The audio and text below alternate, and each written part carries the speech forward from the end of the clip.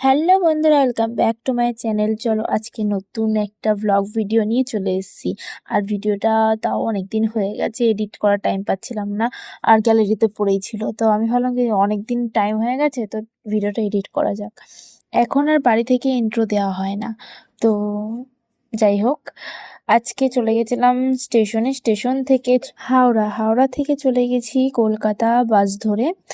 তো ওখানে গিয়ে আমাদের কি ছিল সেটা আমি আজকে বলবো।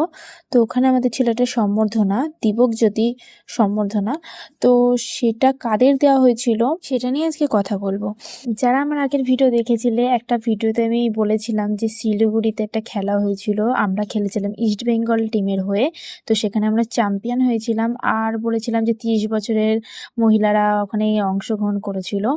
তো পুরনো প্লেয়াররা অনেক খেলেছিল, সেই কথাটা বলেছিলাম। যারা আমার আগের ভিডিও দেখেছো তারা জানোই। তো সেইখানে যে আমরা চ্যাম্পিয়ন হয়েছিলাম তারই আজকে সম্বর্ধনা দেওয়া হবে।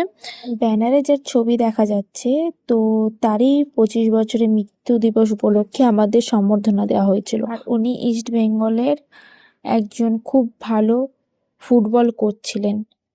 ওনার হাতে তৈরি করা এক একজন প্লেয়ার স্টেজে ডাকা হয়েছিলেন। এখানে অনেক উঁচু পর্যায়ে মানুষজন এসেছিলেন, এখান থেকে সম্মান পেয়ে। কিন্তু এখানে আমাদের সময় কাটাতে কাটাতে আমাদের ওইদিকে ট্রেনের টাইম হয়ে গেছিল, কারণ আমাদের সেই দিন ছিল একটা টুর্নামেন্ট।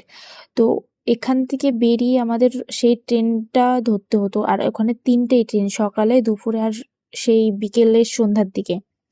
তো আমরা সেই ট্রেনটা পাইনি, আমাদের সারা রাত স্টেশনে থাকতে হয়েছিল। তারপরে ভোরে যে ট্রেনটা ছিল সেই ট্রেনটা ধরে আমাদের যেতে হয়েছিল। সারা দিনটা তো পুরো না খেয়ে আমাদের কাটাতে হয়েছে। তারপরে সন্ধ্যাবেলা আমরা স্টেশনে পৌঁছে কিছু খেয়েছিলাম। তো ওখান থেকে খাওয়ার পরে আমরা সারা রাত যে যেরকম পেরেছি থেকেছিলাম স্টেশনে। প্লেয়ারদের জীবনটা এরকম যে কে কিরকম থাকছে, কিরকম অবস্থায় থাকে তারাই জানে। তো সেই জায়গায় আমরা ওখানে পৌঁছে দেখি কি ম্যাচ স্টার্ট হয়ে গেছে।